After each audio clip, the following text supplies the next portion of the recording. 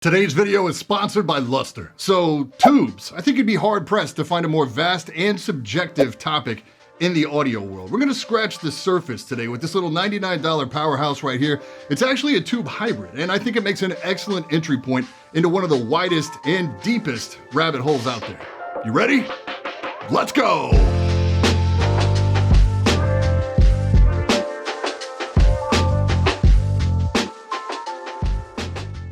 So the xDuoo MT-602 is relatively new. It retails for 99 bucks, super small footprint as well, smaller than the Magni Modi footprint. Full disclosure, this was sent out by Opos Audio for review. I do have an affiliate link with them, but as always, no other compensation took place. They didn't get to hear or see any aspect of this review before you did, and it wouldn't change anything I had to say about it anyway. Also want to give a quick shout out to both Josh Valor and DMS, both home to some really concise and objective audio reviews, and I've learned a ton from their content. The first thing we have to get out of the way is that the MT-602 is a tube hybrid versus being a full tube amp. This means that you get tubes on the input stage and solid state on the output versus tubes handling both roles. Now this has pros and cons. Normally with tubes, bigger power output equals bigger price tags. And with a hybrid, you're gonna take that tube character and then amplify that digitally. It's much more efficient. And that's why you can get a little amp like this with tube characteristics and a pretty beefy power output for a price tag like this. That's the obvious pro. The con is that sometimes with a hybrid, you're gonna get less of that tube sound that people go for. So what is that tube sound exactly? In short, it's bringing an analog warmth back into your digital chain. It's an intentional distortion versus the stark cleanliness of like the Magni Heresy or the JDS Atom. Now that warmth can be said a few different ways. Color, character, lushness, richness, harmonic distortion, it's all basically the same verbiage. If you like the cleanest, most analytic, most objective representation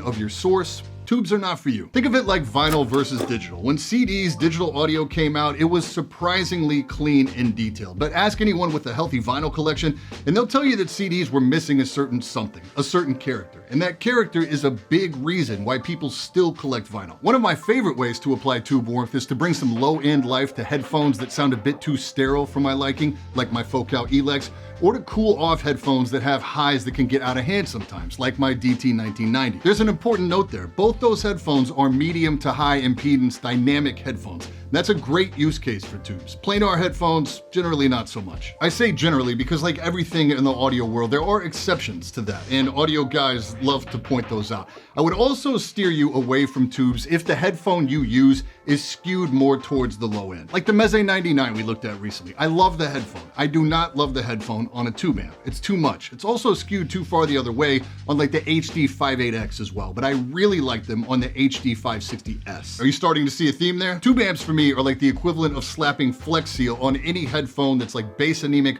or a little too hot on the highs for me. So this little box here, the MT-602, it's got a sandblasted aluminum case. On the front, you've got your power toggle switch. Feels like shit. Feels good. You have single-ended outs for headphones, both 3.5mm and quarter-inch, and a 3.5mm aux in, plus a big, really smooth and quiet volume knob in a metallic orange. It's got plastic internals, but it feels really good. Around back, you've got gold-plated RCA ins and outs and your power in. The power brick on this unit is external. What you don't see is any sort of high gain, low gain adjustment, so I don't recommend your sensitive IEMs for this one. You barely get the needle off the line, and they're already being pushed too hard. I mean less than like 4 of these little lines, so I just wouldn't risk it. Tube size is 6J1, so you can find some aftermarket tubes for these pretty easy. Swapping these out is what people mean when they say tube rolling. I picked up some GE tubes from Riverstone off Amazon for comparison for 15 bucks. $15 for a matched pair. I was not expecting a lot. So the big question, did it make a noticeable difference to the listening experience? Yes, it definitely did. Vocals were a little smoother, less intimate. I liked that. Bigger soundstage, I liked that too, but a more subdued low end. Wasn't a big fan of that. I feel confident that I could pick them out blind. Was it a night and day difference? No, but it was definitely noticeable. Certain tracks I actually preferred the stock tubes,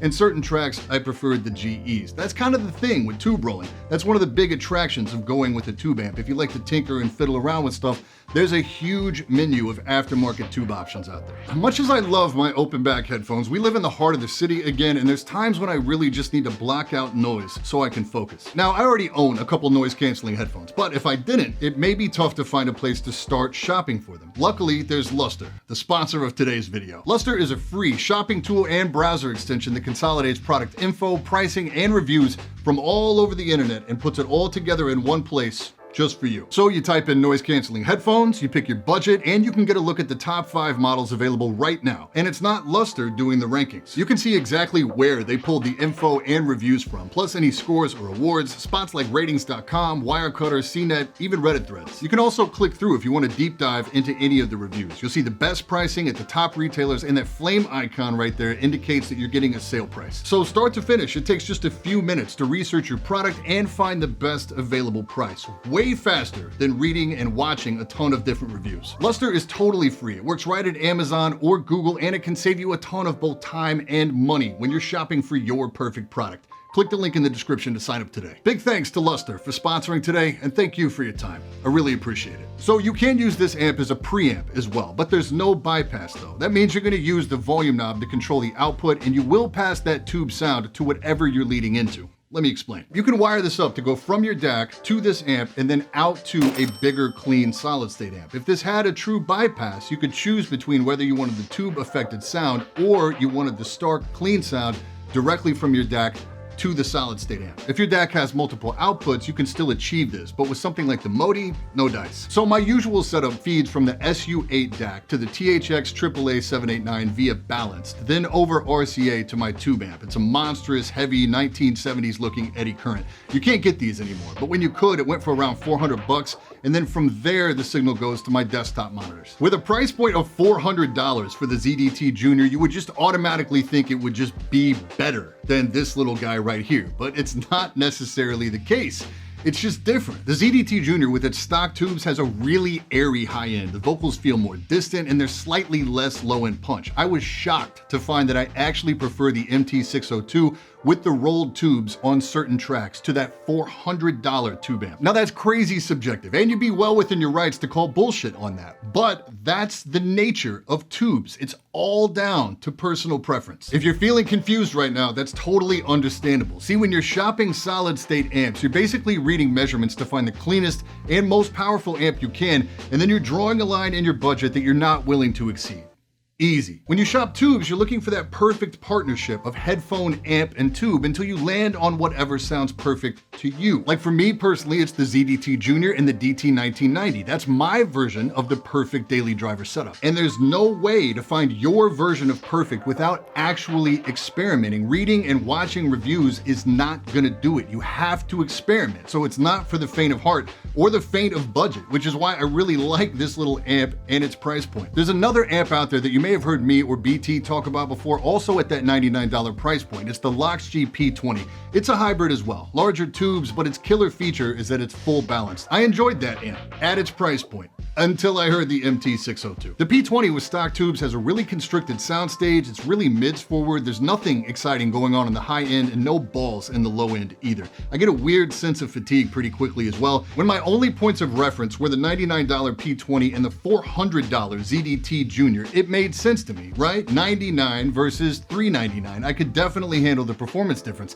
The MT-602 performs way closer to the ZDT Junior than it does the P20. I should mention too that there is a single tube version of this out there. It's called the MT-601. It's like $10 cheaper, but the power output is ridiculously nerfed. We're talking 200 milliwatts at 32 ohms versus 1300 milliwatts at 32 ohms. If you're gonna get one, don't cheap out, just get the 602. All right, let's wrap this up. Tubes are for adding analog warmth back into your audio chain. The 602 is a $99 entry into the tube space, hybrid tube specifically. It's for people that like to experiment and tweak their sound. It's ideally suited for high impedance dynamic headphones, and it can handle demanding headphones. It is not for planar magnetic headphones, sensitive IEMs, or people that like a real analytic sound. If you know a tube or a hybrid that punches harder than this for $99, I'm all ears. Just know that the P20, even talking stock tube versus stock tube, is not it. As always, links down below if you want to get your hands on one. Any questions, hit me in the comments. And that's it for this time. I'm Brian P. Thanks so much for watching. Don't forget to hit that like button,